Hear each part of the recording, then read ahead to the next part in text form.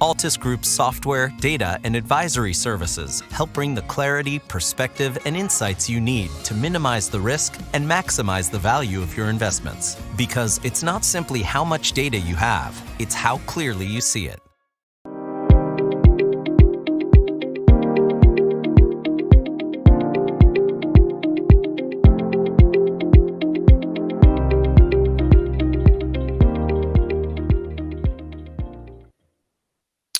Hello, everybody, and welcome to this week's episode of Realcomm Live. As you know, if you've been watching, 90% of the things we talk about are positive, forward-thinking, innovative. How do you make the industry better? How do you make commercial corporate real estate buildings more exciting, more engaging? But unfortunately, every once in a while, we have to deal with the more negative aspects and different things going on in our industry. I call it defense. I would call cybersecurity defense. It's money, time, energy put into something that doesn't necessarily result in a better occupant experience or a better performance of a building. It's just something you got to do. Unfortunately, in the cyber realm, the time, money, and budgets that have gone into cyber have increased over the last couple of years just because of the severity of the problem. Well, another problem that we've been starting to really hear about, probably starting end of last summer, maybe early fall, was the supply chain issues. And that's now on everybody's mind as it relates to what's going on in our general economy. We can certainly understand what happens when you take chips out of cars and it results in no inventory because you can't finish the car because of the technology.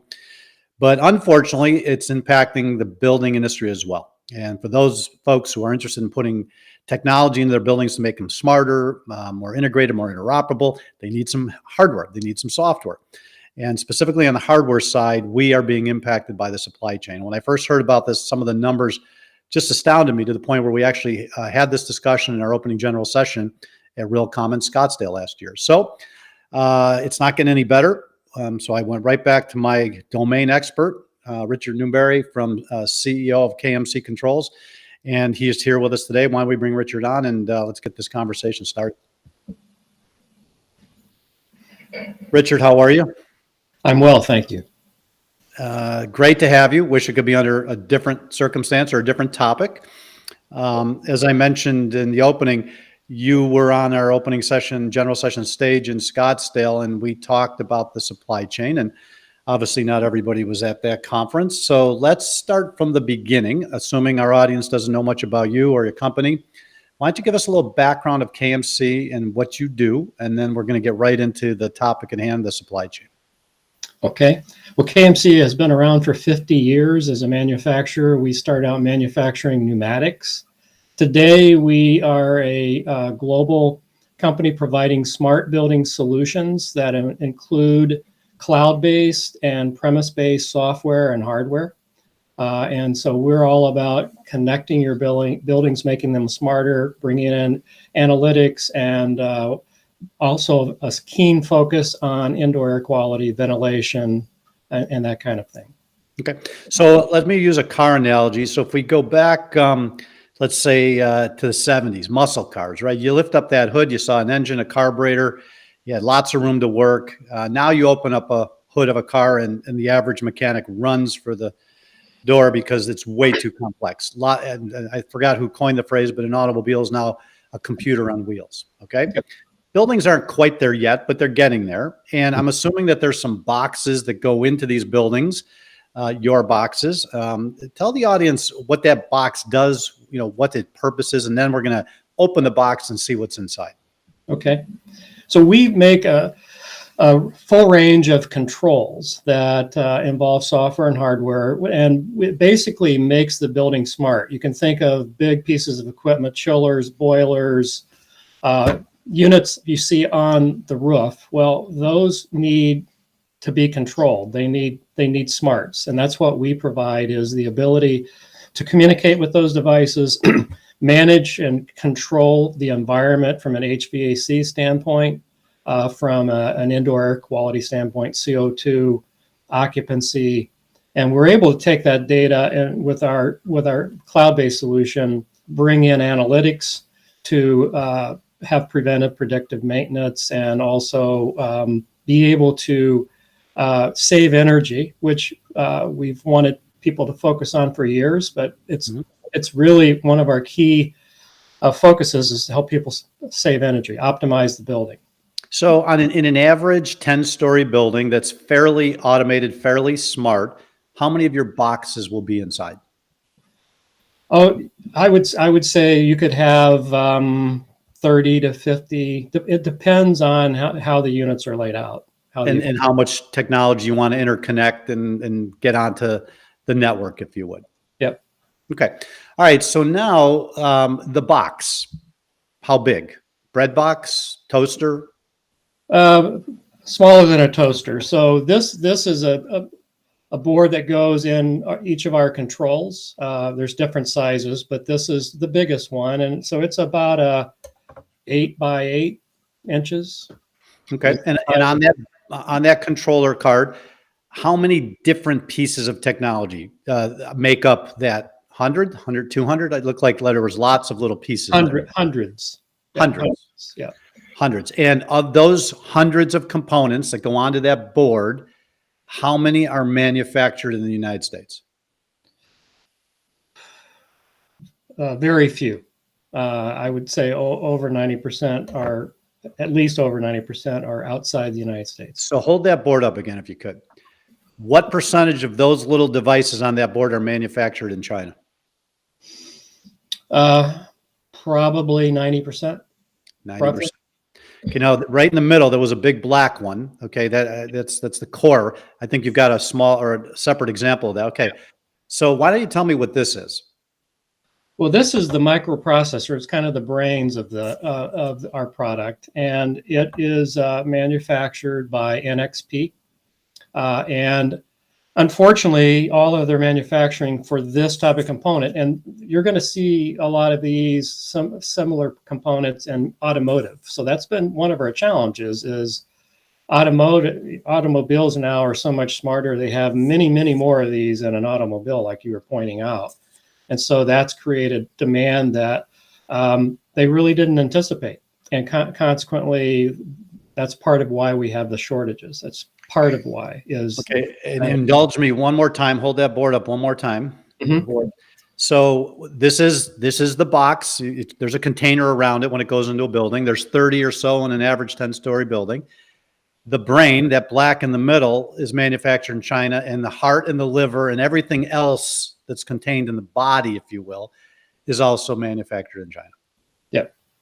Okay, so we understand supply chains and COVID and difficulty getting things out, but we also understand political issues as it relates to supply chains as a economic tool, if you will, and your inability to get these components is going to impact your business. So, where did you first start? What was the day, the month that you first started feeling something was not right? Well, it was probably toward the end of 2020. I mean, as you can imagine, we plan out at least 4 quarters. So we have in our schedule the demand, the forecast for these components, and it's pretty steady. We're increasing around 10% or so. But all of those components, and this is principally I'm speaking right now, there are a lot of other ones, but the main one was the microprocessor with NXP. So we had this demand in our forecast. We buy through a distributor by the name of Arrow. It's a very, very large company. And they everything was fine. And all of a sudden we started seeing a cascade of, the lead times were just a few weeks. Now the lead times on a lot of components were. Give me the month. Give me the month, the year and the month that happened. I would say that happened. I can give you quarter because it kind of cascaded, but fourth quarter of 2020, first quarter of 2021. Okay, so pandemic starts early part of 2020. We start hearing about feeling it shutting down. And then by that fall, that winter, you're starting to say, okay, the warehouses that were filled from all the actions that we took last year are starting to need to be replenished, but you're starting to hear them saying the delivery dates are being pushed a little bit.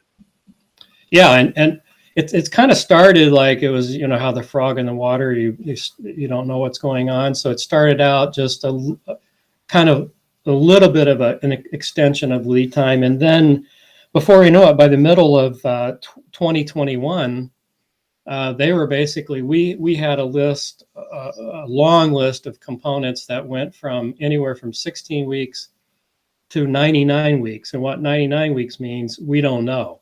But there were a lot. So this particular component, about mid-year last year, we were told that all of the units you had in your plan, you're now going to get in July of 2023. Okay, so pause real quick. So these were the numbers that just startled me when you told me them the first time. Why don't you tell the audience what your chip cost used to be, and then what it is now, and then the average, and then just very succinctly what your average delivery time was in the normal times, and what it is right now. So this chip is somewhere around, let's just say, an $8 chip, and we were paying as much as there was a point where we said we can't do this anymore, but we stopped at $225 a part. So those numbers are even worse than since the last time we discussed this. Yeah, but we saw the same part out there going for $800 or $900 a part. All right, so let's just take a deep breath and make sure this is not lost. $8 goes to $225, and in some cases you're seeing $800. Yeah, I mean, we hear inflation numbers on television, and we're we can't comprehend them. We go to the gas pumps and we're frustrated. That increase, how do you manage a business at that kind of a price increase?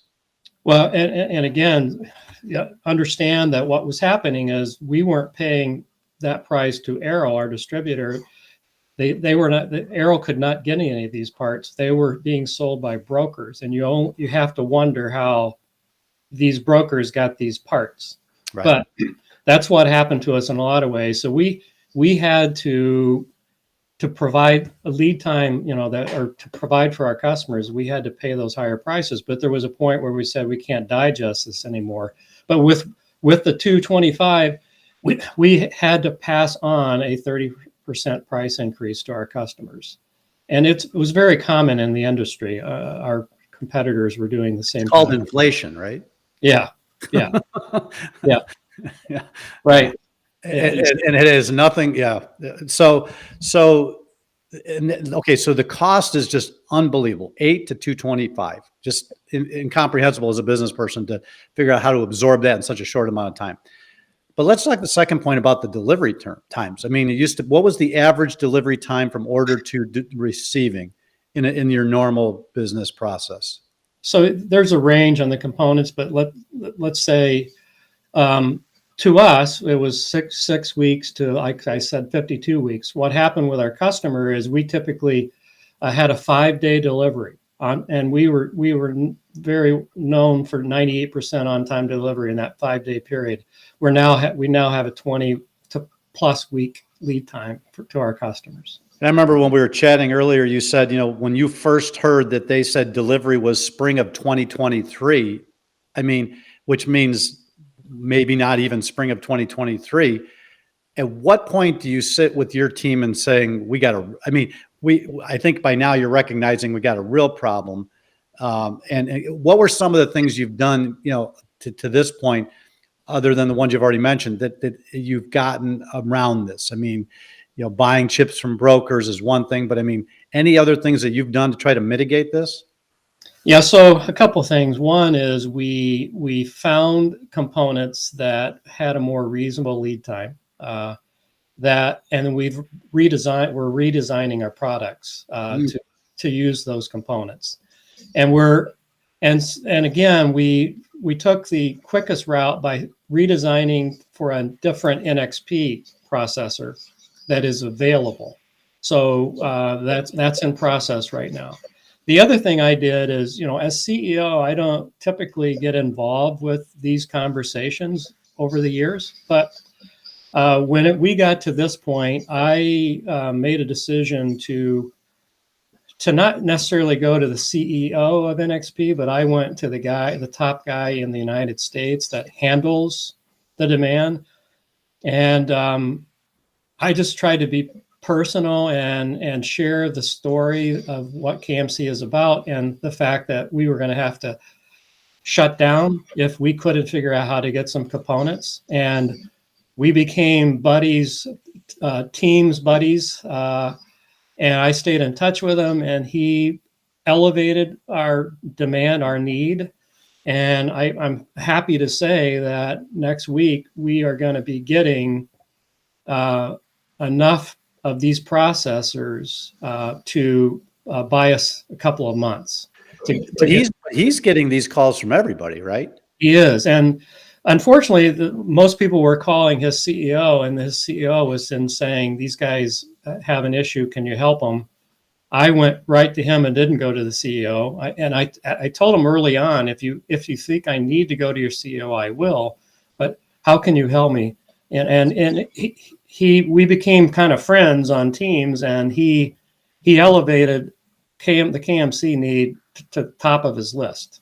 So you and I have spoken at length how we got here, and we're not going to have enough time to talk about that. But the long and short of it is, X number of years ago, a couple decades ago, decisions were made en masse to export our manufacturing for the sake of cost, and now that's coming back to bite us. Pretty fair? Yep, absolutely. All right, let's take a brief break, hear from one of our sponsors. When we come back, we're going to talk about what are some of our solutions going forward, and what's it going to take to make sure we don't lose our competitive advantage in the smart building world.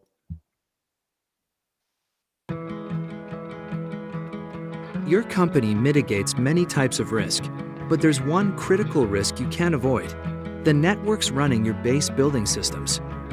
Every day, vendors and engineers connect to your building system networks with little or no security, making them extremely vulnerable to cyber attacks. Hackers can shut down these systems and force ransom payments, or jump over to your corporate network and engage in password and identity theft. Each new solution you add only causes the security risk to grow exponentially. The Intelligent Riser eliminates risk by putting building systems on a secure network completely separate from the building's corporate network.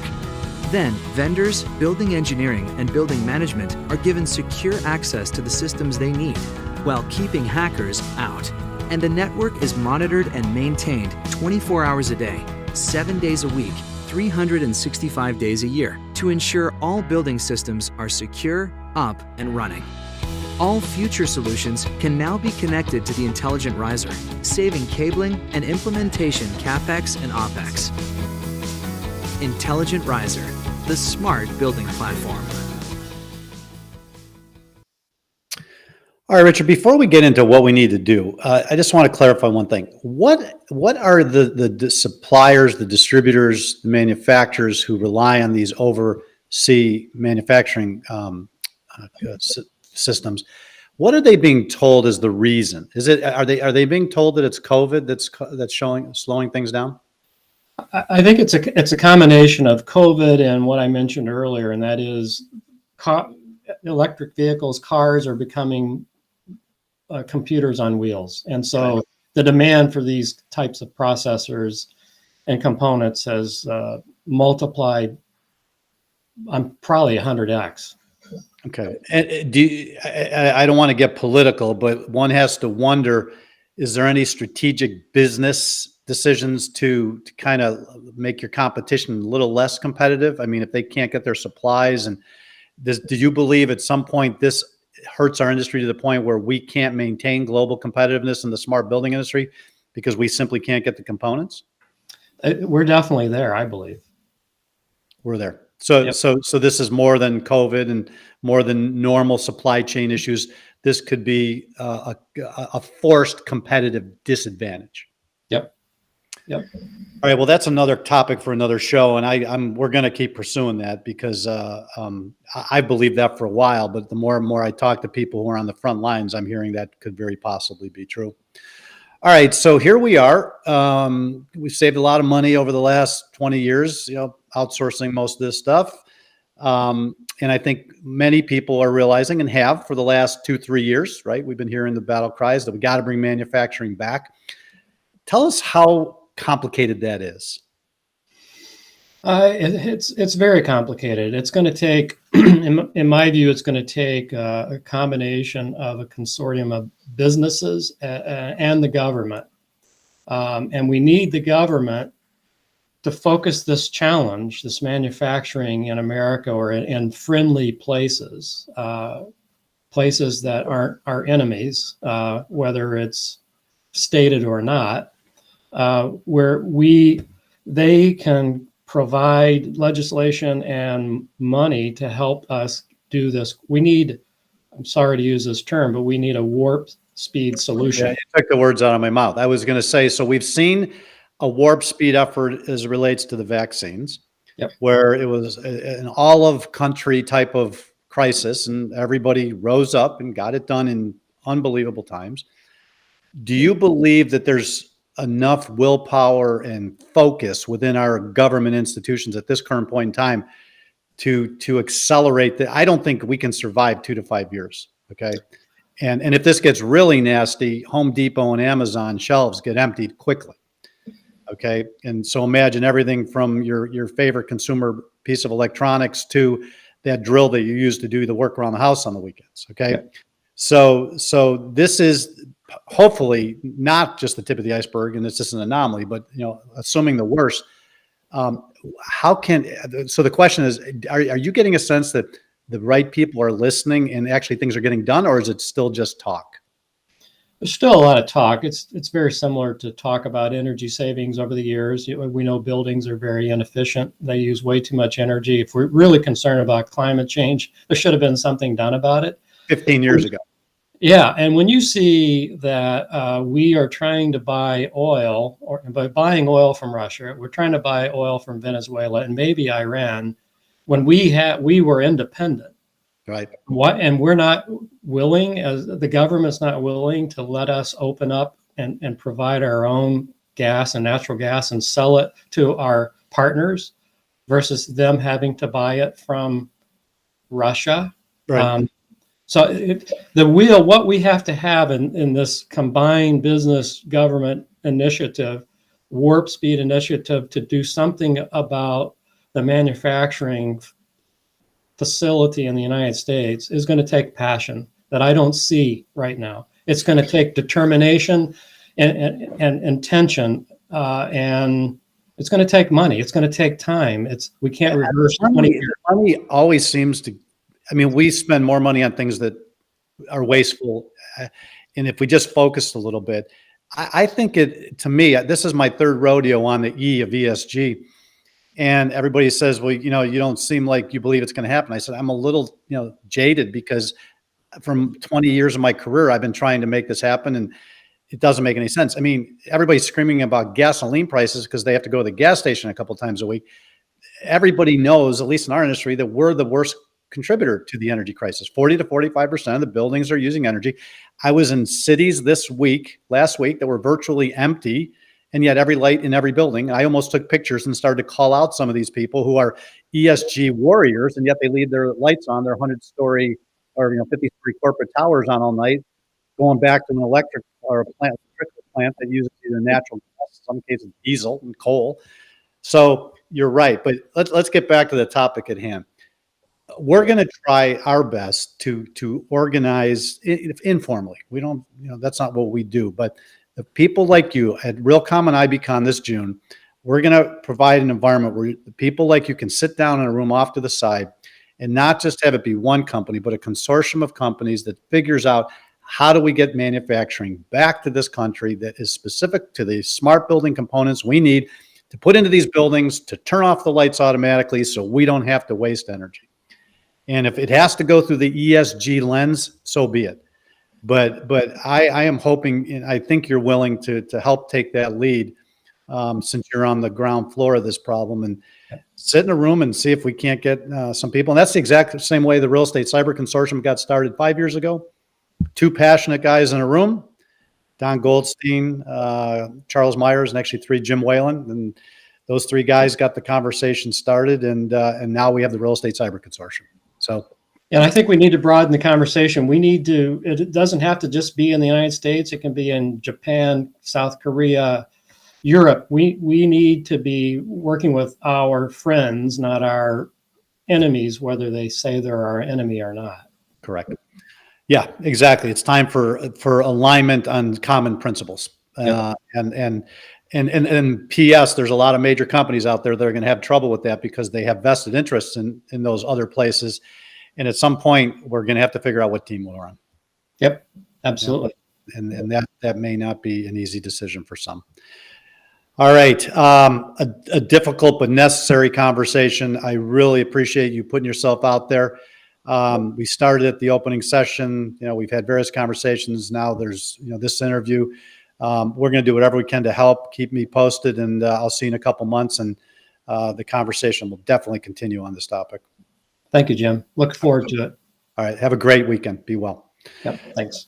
All right. With that, I bring in Howard Berger, who's going to give us the news this week. Good to have you back, Howard. I threatened to play your music. Do you have the clip available, or are we going to have to wait till next week? Oh, I'm sorry, Jim. I did not make that available for this week, but we'll put that on the on the agenda for a future. I just want to remind everybody you weren't on the news last week because you were in Los Angeles with a whole bunch of guys playing great music, and I think the people want to see the other side of Howard, as evidenced by that guitar over your right shoulder. So, well, we had a great time. With that, I hand you the news, and I'll see you in a couple minutes.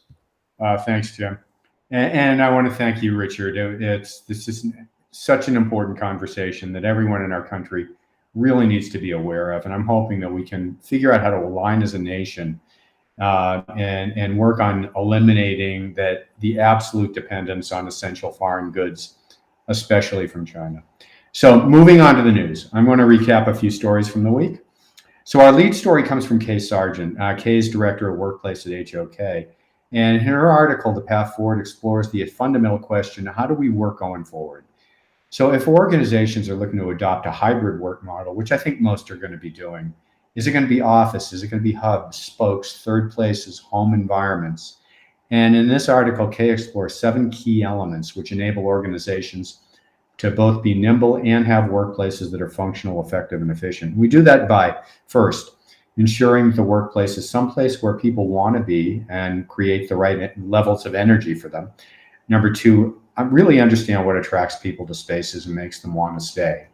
3, by creating spaces that offer that balance between shared and solo space. And then finally, breaking down silos between all the different space types and maybe even leveraging the sharing economy to create more dynamic, better utilized spaces. And I think essentially we just want to make sure that the return to office doesn't mean that we're just returning to smaller, leaner versions of the sterile workplaces where employees are sitting around in one place all day on virtual calls. I mean, if that's what we're returning to, then why even leave the house? So a lot more rich content in this excellent article. Great read. Thank you, Kay. Next, I want to shout out to this week's tech partner, Contact.io. And now that we can measure spatial and people analytics, we need to pivot to focusing on the applications that actually improve user experience. And the pandemic forced a rethink, about how we actually use real estate. And I think it's a time for a reset in our assumptions about how we interact with workplace. So Contact.io's digital building services, they aggregate people, asset, movement data, provide a tool set that illustrates indoor interactions between equipment, people, and spaces. So thanks, Contact.io, check them out. So JP Morgan Chase unveiled the design for their new state-of-the-art global headquarters at 270 Park Avenue. It's going to be 60-story skyscraper designed by Foster and Partners. It's going to be New York's largest all-electric tower with net zero operational emissions, powered by renewable energy. Big focus, air quality, advanced water storage and reuse with net 40% reduction. 97% recycled, reused, or upcycled building materials from the demolition. A lot of intelligence sensors, AI, machine learning for everything, including energy conservation. And it's going to house some 14,000 employees, replacing the original facility designed in the 50s that held about 3,500 employees. Going to have a lot of green outdoor space, 2.5 million square feet, flex and collaborative space focused on health, wellness, and hospitality. Glad to see JP Morgan's work moving forward on this iconic sustainable headquarters. Really can't wait to see it. Next, and finally, big announcement from Yardi and WeWork.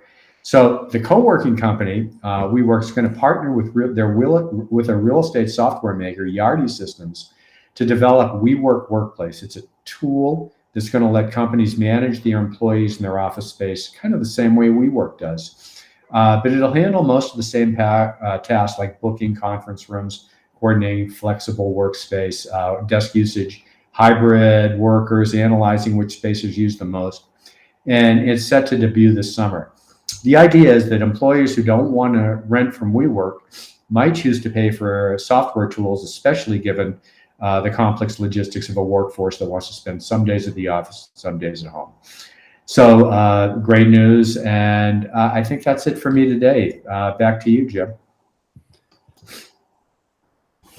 All right. So Howard, I mean, that press release with Yardi and WeWork is special for a number of reasons. I think it's two large, very successful companies coming together. But for me, when I was reading the press release, it was kind of pretty special. Scott Morey on the WeWork side and Rob Teal on the Yardi side. We've been working with these guys for 15, 20, some case I think with Scott, 25 years. And it's so cool. And I guess we're old enough to, have started out as younger guys in this industry. And then to see these two making major decisions to bring those two great companies together to collaborate on, I think, is a game changer. It's an interesting collaboration from a number of perspectives. I just want to shout out, obviously, to Anna Yardi at Yardi, but Rob Teal, who was on that press release, and Scott Morey. Guys, we're so proud of you for the work you do, and we're excited to see how this thing works out. So. Yeah. That will be a game changer. All right. So thank you for the news, Howard. You have a great weekend, and next week, be prepared. I'm going to ask you for a video clip of you playing the guitar. Thanks, Jim. All right. I'll remember. All right. Before we close the show and I tell you about next week, let's hear from our final sponsor.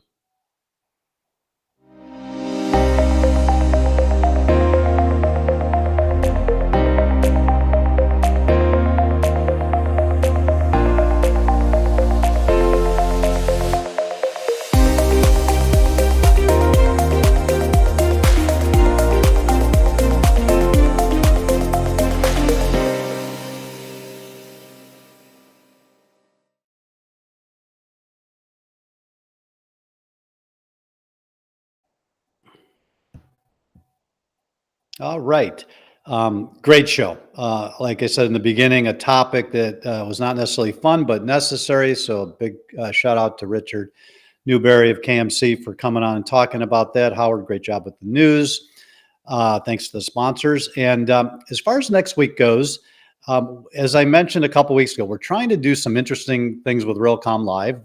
Last week, we took you to the construction site and the factory of one of the most automated, sustainable, smart building companies in the world, SLI. And we showed you, the manufacturing facility. So we're trying to do interesting things. Well, we're working on something for next week. It's in some cases even more complex, getting the people at the right locations and getting everything figured out. So unfortunately, right now, I do not have confirmation that that's in the works, but I'm hoping as early as Monday, we're going to be able to make the announcement. And if we pull it off, it's going to be an exciting episode. It's going to be going outside the walls a little bit.